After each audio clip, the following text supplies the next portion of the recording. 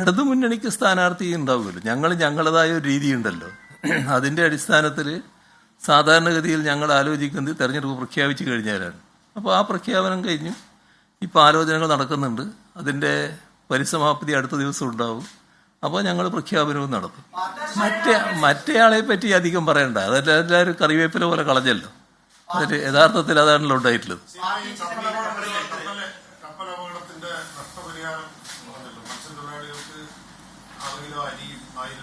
എന്റെ നാട്ടിലും ഈ കണ്ടെയ്നറുകൾ ഒന്ന് അടിഞ്ഞാൽ ശക്തിയുള്ളത് ഇന്ന് അവിടെ തീപിടുത്തവും.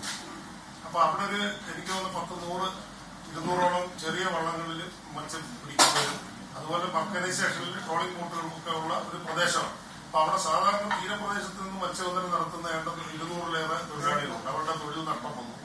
അതുപോലെ ആ പ്രദേശത്ത് ഒരു ആശങ്കയുണ്ട്. അതുപോലെ അവിടുന്ന് ആ പ്രദേശത്തുനിന്ന് 2000-ഓളം ട്രോളിംഗ് ബോട്ടുകൾ കടലിൽ പോകുന്ന ഒരു സ്ഥലമാണ്. ആലപ്പുഴ 30 മാറിൽ താന്ന കപ്പലിൽ നിന്ന് 5-6 മണിക്കൂർ കഴിയുമ്പോൾ കണ്ടെയ്നർ കൊല്ലത്ത് വന്നു. അതിനുശേഷം തിരുവനന്തപുരത്ത് വന്നു. ഇപ്പൊ കുളച്ചിൽ വരെ എത്തി. 146 ഒഴിഞ്ഞ കണ്ടെയ്നറുകൾ ഉണ്ടെന്നാണ് പറയുന്നത്. അപ്പൊ ഈ കണ്ടെയ്നറുകൾ ഈ ഫിഷ് ബാങ്കുകൾ, അതായത് ഈ വെഡ്ജ് ബാങ്ക് കൊല്ലം പരപ്പം എന്നൊക്കെ പറയുന്ന സ്ഥലത്ത് താന്നിരിക്കുകയാണ്. അപ്പൊ അവർക്ക് ഫിഷ് ചെയ്യാനും വരവരിക്കാനും ഒക്കെ പ്രയാസമുണ്ടാവും. അത് കണ്ടെത്തി അവരെ ബോധ്യപ്പെടുത്തണം. ഈ കപ്പലിൽ എന്തൊക്കെ ഉണ്ടായിരുന്നു എന്നുള്ളത് സർക്കാരിന്റെ കൈവശം ഉണ്ടായിരിക്കുമല്ലോ. കസ്റ്റംസിനും സർക്കാരിനും കിട്ടുമല്ലോ. അതുപോലെ തന്നെ കപ്പൽ കമ്പനിക്കെതിരെ എന്തുകൊണ്ട് കേസെടുക്കുന്നില്ല? ഈ കടല് ഇങ്ങനെ മലിനമാക്കുകയും ഇതുപോലെ ഒരു അപകടകരമായ കെമിക്കലും ഒക്കെ അവിടെ ഇരിക്കും. അത് എന്തുകൊണ്ടാണ്? ഇതിൽ ആദ്യം വേണ്ടത് ഇതിനാവശ്യമായ തെളിവുകളൊക്കെ ഉണ്ടാക്കലാണ്. അതിലാണ് ഇപ്പം സർക്കാർ ഏർപ്പെട്ടിട്ടുള്ളത്. ഇപ്പം വന്നിട്ടുള്ള അപകടത്തിന്റെ ഭാഗമായി വരുന്ന നാശനഷ്ടങ്ങളുണ്ട്. നിങ്ങൾ പറഞ്ഞതോ പറയാത്തതുമായിട്ടുള്ള കുറേ കാര്യങ്ങളുണ്ട്. അതെല്ലാം കൂടി ചേർത്തുള്ള നാശനഷ്ടങ്ങൾ അതെല്ലാം വിശദമായി കണക്കാക്കുകയാണ്. അപ്പോൾ ആ വിശദമായി കണക്കാക്കിയതിന് ശേഷമാണ് മറ്റു നിയമ നടപടികളിലേക്ക് കടക്കുക. അതിനുള്ള വിശദമായ നിയമോപദേശം വാങ്ങുന്നുണ്ട്. അത് ഞാൻ നേരത്തെ പറഞ്ഞല്ലോ, അതിൽ സഹായിക്കാനുള്ള ഏജൻസികളെ അടക്കം വെച്ചിട്ടുണ്ട്. കാര്യങ്ങൾ പരിശോധിച്ചുകൊണ്ടിരിക്കുകയാണ്. അപ്പോൾ നല്ല രീതിയിലുള്ള നടപടികൾ അക്കാര്യത്തിൽ തുടരാനാണ് ഉദ്ദേശിക്കുന്നത്. മറ്റൊന്ന്, മത്സ്യത്തൊഴിലാളികളെ സംബന്ധിച്ച് നിങ്ങൾ പറഞ്ഞ കാര്യം ശരിയാണ്. അവരെ കഴിയാവുന്നത്ര വേഗത്തിൽ ഇതുമായി ബന്ധപ്പെട്ട് മത്സ്യബന്ധനത്തിന് സഹായിക്കുന്ന നിലയിലേക്ക് കാര്യങ്ങൾ എത്തിക്കണം. അപ്പോൾ അതിൻ്റെ പഠനം കൃത്യമായി ഇപ്പോൾ ഇന്ന് ഷിപ്പിങ്ങിൻ്റെ ഡയറക്ടർ ജനറൽ അടക്കം വന്ന് ഡിസ്കസ് ചെയ്തപ്പോൾ അവർ കൃത്യമായി തന്നെ കുറച്ച് നാളുകൾ കൊണ്ട് ഈ റിപ്പോർട്ട് നൽകുമെന്നാണ് പറഞ്ഞിട്ടുള്ളത്. പക്ഷേ അത്തരം റിപ്പോർട്ട് ഇല്ലാതെ മത്സ്യത്തൊഴിലാളികൾ ഇറങ്ങിയാൽ വരാനിരിക്കുന്ന ആപത്ത് എന്താണെന്ന് പറയാൻ പറ്റില്ല. ഇപ്പോൾ കണ്ടെയ്നർ തന്നെ കടലിൻ്റെ അടിയിലുണ്ടെങ്കിൽ അതിലേക്ക് കൂടി പോകുമ്പോൾ കാര്യങ്ങൾ അബദ്ധമാകും. അപ്പം അത്തരം കാര്യങ്ങളെല്ലാം വിശദമായി പഠിച്ചതിന് ശേഷം, പരിശോധിച്ച് മനസ്സിലാക്കിയതിന് ശേഷം അത്തരം സ്ഥലങ്ങളിൽ ഈ ബയോ ഇട്ടിട്ട് അത് ഒഴിവാക്കിക്കൊണ്ട് മത്സ്യബന്ധനത്തിന് പോകാൻ സാധിക്കും. ഇതാണ് ഉദ്ദേശിക്കുന്നത്. മത്സ്യബന്ധനം നടത്തുന്ന മത്സ്യത്തൊഴിലാളികൾക്ക് വരുന്ന ജീവസന്ധാരണ മാർഗം തടഞ്ഞത് ഇത് എല്ലാ കാലത്തേക്കുള്ളതല്ല, താൽക്കാലികമാണ്. താൽക്കാലികമായ ഒരു ആശ്വാസ നടപടി എന്ന നിലക്കാണ് ഇത് ചെയ്തിട്ടുള്ളത്. അത് കാലത്തിനനുസരിച്ച് അതിൻ്റെ മറ്റു കാര്യങ്ങൾ പരിശോധിച്ച് വേണ്ട തീരുമാനങ്ങൾ അതത് ഘട്ടത്തിൽ സംസ്ഥാന സർക്കാർ എടുക്കുകയും ചെയ്യും. തീപിടുത്തം എന്ന് പറയുന്നത് അതിൻ്റെതായ ആളുകൾ തന്നെ നടത്തുമ്പോൾ ഉണ്ടായതാണല്ലോ. അതിൻ്റെ മറ്റ് വിശദാംശങ്ങൾ ഇനിയും നമ്മൾ മനസ്സിലാക്കേണ്ടതാണ്. പക്ഷേ അവർ ചെയ്തതിൽ ഗ്യാസ് കട്ടർ ഉപയോഗിച്ചു എന്ന് കേൾക്കുന്നുണ്ട്. അപ്പോൾ ഇതിൻ്റെ അകത്തുണ്ടായ ചില പ്രശ്നങ്ങളുണ്ടാകാം. അതിനകത്ത് വേഗം തന്നെ തീപിടിക്കുന്ന സാധനങ്ങളായാൽ തീപിടിക്കും. അതാണ് ചിലപ്പോൾ സംഭവിച്ചിട്ടുണ്ടാകുക. അതേതായാലും നമ്മുടെ മറ്റാരും ചെയ്തതല്ല, അവർ ഉത്തരവാദപ്പെട്ട ഏജൻസികൾ തന്നെയാണ് അത് ചെയ്തിട്ടുള്ളത്. അത് മറ്റ് കൂടുതൽ നാശനഷ്ടങ്ങളിലേക്ക് പോയിട്ടുമില്ല.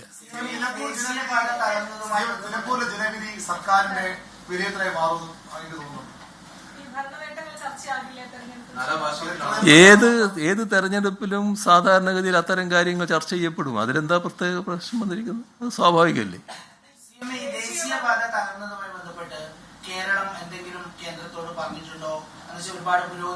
ദേശീയപാതയുടെ കാര്യത്തിൽ കേരളം നേരത്തെ തന്നെ പറഞ്ഞിട്ടുള്ള കാര്യങ്ങളാണ്. അവർ ഫലപ്രദമായ നടപടികൾ സ്വീകരിക്കുന്നുണ്ട്. വലിയ അപ്രതീക്ഷിതമായ ഒരു അപകടാവസ്ഥയാണ് ഉണ്ടായിട്ടുള്ളത്. ഇപ്പോൾ അടുത്തയാഴ്ച ഈ ജൂൺ ആദ്യം ശ്രീ ഗഡ്കരിയെ കാണാൻ ഞാനും ശ്രമിക്കുന്നുമുണ്ട്. അതിൻ്റെ കാര്യങ്ങൾ ചർച്ച ചെയ്യും.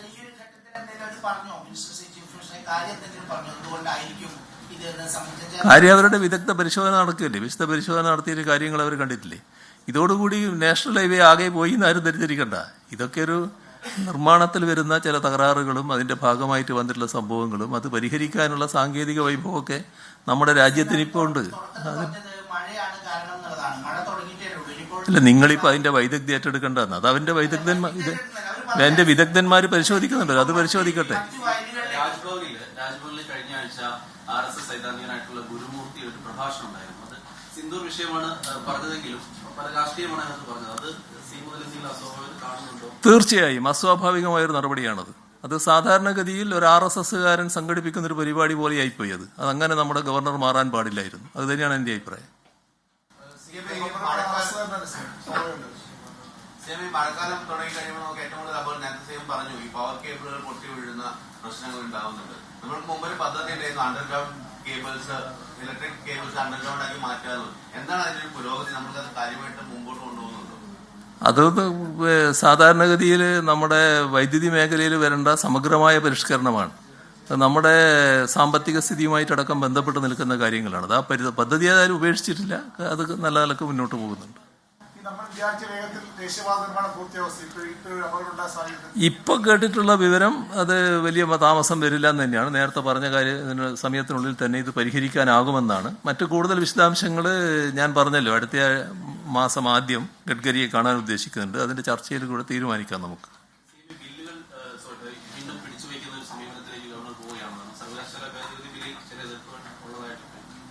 അത്തരം നടപടികൾ എന്താണെന്ന് ചർച്ച ചെയ്ത് നോക്കാമല്ലോ. നേരത്തെ നമ്മൾ കണ്ടതാണല്ലോ അത്തരം കാര്യങ്ങൾ.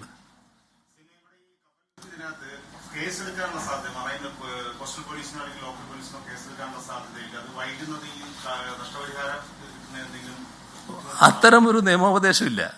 കാരണം ഇതിൽ ഏറ്റവും പ്രധാനം എന്താണെന്ന് പറഞ്ഞാൽ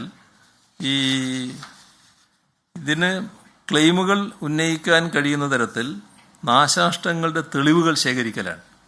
അതിനാണ് പ്രാധാന്യം ആദ്യം കൊടുക്കേണ്ടത്. ഇപ്പോഴത്തെ മുഴുവൻ ശ്രദ്ധയും അതിനാണ് നൽകേണ്ടത് എന്നുള്ളതാണ് വിദഗ്ധ അഭിപ്രായം വന്നിട്ടുള്ളത്. അതാണ് നമ്മൾ ചെയ്തുകൊണ്ടിരിക്കുന്നത്.